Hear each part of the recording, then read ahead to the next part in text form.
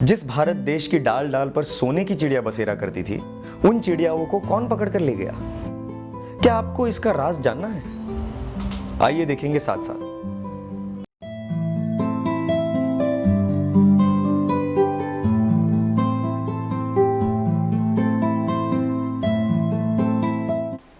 नमस्कार, ज्योत संस्था आपका स्वागत करती है।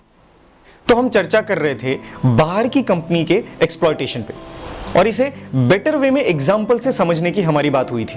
आज कितने ही फार्मा टेक्नोलॉजी के स्टूडेंट्स यूएस यूके में रिसर्च के लिए जाते हैं, वहां जाकर के खुशी खुशी फार्मास्यूटिकल कंपनीज के गाइडेंस में रिसर्च करते हैं और वो कंपनीज उनके टैलेंट को यूज करके ड्रग्स बनाकर पूरे विश्व को लूटती है। लूट करती है? हाँ, लूट करती है। वही रिसर्च से बनी हुई ड्रग पर 5%, 10%, 20% प्रॉफिट हो तो ठीक है, पर बीमारी और गरीब लोगों से भी 1000, 2000, 3000% प्रॉफिट लिया जाता है, और वो भी मानवता और समाज के श्रेष्ठ कार्य के नाम से, बीमार मनुष्यों की सेवा के नाम से। भले ही सेवा के नाम से शोषण होता, भले ही वो ड्रग्स मोस्ट ऑफ पेशेंट्स के रेंज के बाहर हो जाती हो, पर सेवा के नाम से ही जो ड्रग्स 1 रुपए की हो उसे 30 रुपए में बेचेंगे, 40-50 रुपए की हो उसको हजारों में बेचेंगे। ये तो सिर्फ नॉर्मल ड्रग्स की बात हुई। कैंसर जैसी बीमारियों की ड्रग्स से तो जो लूट मचाई है उसकी तो कल्पना भी नहीं कर सकते हम। जैसे डॉन माफिया डरा धमका कर लूट मचाते हैं, वैसे ये कंट्रीज फार्मा कंपनी की पेटेंट के नाम से मोनोपोली करके बेफाम लूट मचाती है, दिन दहाड़े व्हाइट कॉलर लूट करती है। तो वहां जाकर रिसर्च करके इन लोगों की खुलेआम चोरी के टूल बनना, वो एक व्हाइट कॉलर माफिया को सपोर्ट करने जैसा नहीं है? क्या यह बात को ज्यादा समझाने की जरूरत है अब आपको? आइए इस बात को वहीं की कुछ रिपोर्ट से भी जानते हैं। ये नेक्सावर नाम की कैंसर की दवाई का एग्जाम्पल देखिए। बेयर कंपनी इसके 1 महीने का डोज का 2.8 लाख चार्ज करती है, जबकि नेटकोज उसी का सिर्फ 8,800। और ये ग्लेविक कैंसर की दूसरी दवाई, ये दवाई वहां की कंपनी से 1.20 लाख और यहां सिर्फ 5,000 से 9,000 में मिल जाती है। ये बात सिर्फ एक फार्मा टेक्नोलॉजी की ही है ऐसा नहीं है। हर फील्ड में अगर प्रॉपरली कनेक्शन करो तो उस कंट्री का एक्सप्लॉयटेशन समझ में आएगा। उन्होंने सारी दुनिया के टैलेंट और स्किल से लेकर एनवायरनमेंट तक एक्सप्लॉइट करके अपना डेवलपमेंट किया है। सैकड़ों सालों से उन्होंने दूसरे कंट्रीज को चूज कर गरीब बनाकर अपनी सुप्रीमेसी बनाई है, और अब 100 चूहे मारकर बिल्ली हज पढ़ने चली है। वही कंट्रीज सालों तक पर्यावरण को डिस्ट्रॉय करने के बाद अब पर्यावरण बचाने के नाम से सारी दुनिया पर रिस्ट्रिक्शंस लगा रहे हैं। ऐसी कंट्रीज आपको टॉप लेवल का एक्सपोजर दे दे, या तो आपने ही की हुई रिसर्च के बारे में फेयर ट्रीटमेंट दे दे, इस बात में जरा भी दम नहीं है।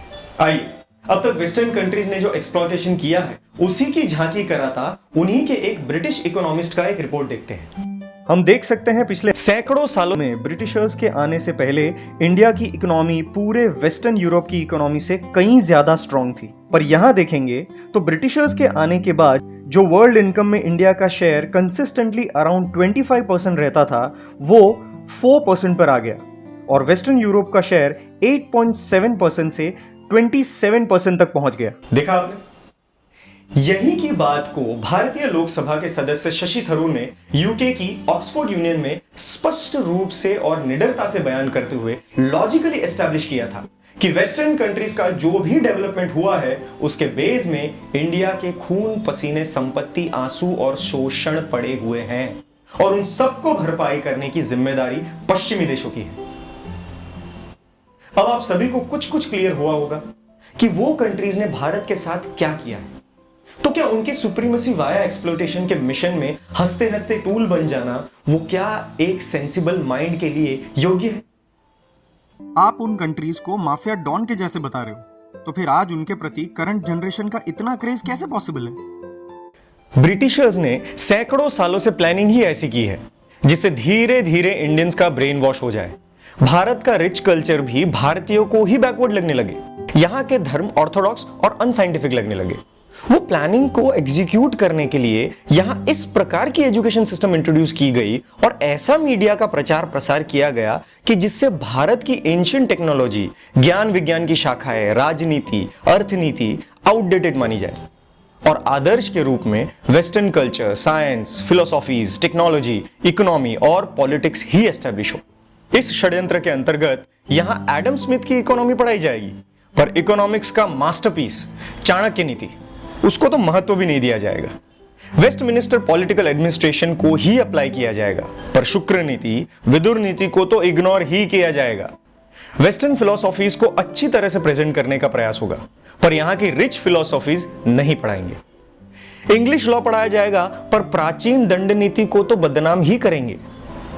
मेडिकल फील्ड्स में भी इंपॉर्टेंस एलोपैथी को दिया जाएगा, पर आयुर्वेद को तो क्रिपल्ड ही किया जाएगा।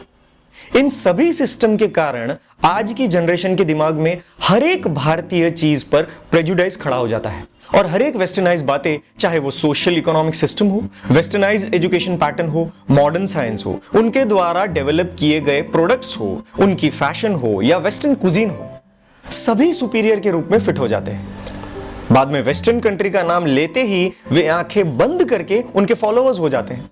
ये कोई आक्रोश से एलिगेशन करने की बात नहीं है, वहां का प्लानिंग स्पष्ट रूप से ये बातें बताता है। मैकॉले एक ब्रिटिश पॉलिटिशियन, जिसके बारे में कहा जाता है कि उसने भारत की प्राचीन एजुकेशन को रिफॉर्म करके इंग्लिश और वेस्टर्न कॉन्सेप्ट्स भारत में लाए।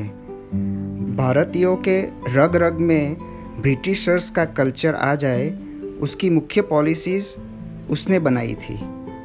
आइए उसी के लगभग 2 सेंचुरीज पुराने पत्र के अंश देखते हैं।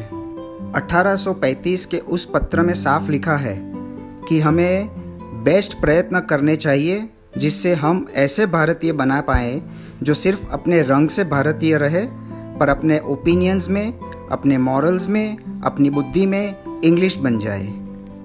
अन्य एक जगह अपने अनुभव को बताते हुए उसने कहा कि एक बार इंग्लिश एजुकेशन लेने के बाद कोई हिंदू ऐसा नहीं रहता जो अपने धर्म से जुड़ा रह पाए। या तो वो क्रिश्चियन बन जाता है या सिर्फ फॉर्मालिटी के लिए ही हिंदू रहता है। अपनी बंगाल की प्लानिंग और पॉलिसीज़ के फ्यूचर को प्रेडिक्ट करते हुए एक और जगह सन 1836 में उसने कहा कि हम हमारी एजुकेशन की पॉलिसीज़ को इस तरह आगे बढ़ाते गए तो 30 साल बाद हम एक भी भारतीय धर्मों में मानने वाला नहीं देख पाएंगे, और यह कोई भी परेशानी के बिना, कोई भी रिलीजियस इंटरफियरेंस के बिना कुदरती रूप से ही हम कर पाएंगे। मुझे ये बात का आनंद है। देखा, ये कोई सीक्रेट बात नहीं है, तो भी आज की जनरेशन उन्हीं के सिस्टम को आदर्श मानते हुए उसको अपनाती है। उन्होंने ही पढ़ाए हुए एजुकेशन की डिग्री को अपना स्टेटस सिंबल मानती है। डिग्री का पेपर हाथ में आते ही उनको बहुत बड़ा अचीवमेंट लगता है, पर सोच नहीं पाते हैं कि हमें सदियों से बेवकूफ बनाया जा रहा है। आगे बढ़कर ऐसा भी माना जाता है कि हमारे लिए अच्छे से अच्छी जॉब फॉरेन में ही उपलब्ध है। वहां हम जाएंगे तो हमारे लिए अच्छी जॉब का पूरा स्कोप है। इसलिए बहुत सारे इंडियन बच्चे भारत छोड़ छोड़ के दूसरी कंट्रीज में अपॉर्चुनिटी के नाम से चाहे जो भी टर्म्स है वो स्वीकार करके चले जाते हैं। आपने जो बात अभी तक कही वो कभी सोची जानी न थी, लेकिन जॉब अपॉर्चुनिटीज तो वहां पर ज्यादा अच्छी है, वहां पर बेटर सैलरी स्केल मिलता है, उसमें तो कोई सवाल ही कहां है। ओके, तो अपॉर्चुनिटी और सैलरी स्केल वहां पर ज्यादा है ऐसा आपको लगता है? ठीक है, तो आपके इस सवाल का जवाब लेकर मैं अगले एपिसोड में मिलूंगा, लेकिन तब तक आपको इस सवाल का जवाब ढूंढना जरूरी होगा कि जो कंट्रीज इंडियंस को अनवांटेड मान रहे हैं वहां जॉब अपॉर्चुनिटीज कैसे अच्छी हो सकती है। धन्यवाद। अगर आपको कुछ जच नहीं रहा तो न्यूट्रल माइंड से दोबारा एक बार देखिए, फिर भी नहीं बैठ रहा तो नीचे कमेंट सेक्शन में कमेंट कीजिए, और जो डिस्क्रिप्शन सेक्शन में लिंक्स दी गई है उनके जरिए आप फैक्ट्स को रिकन्फर्म कर सकेंगे।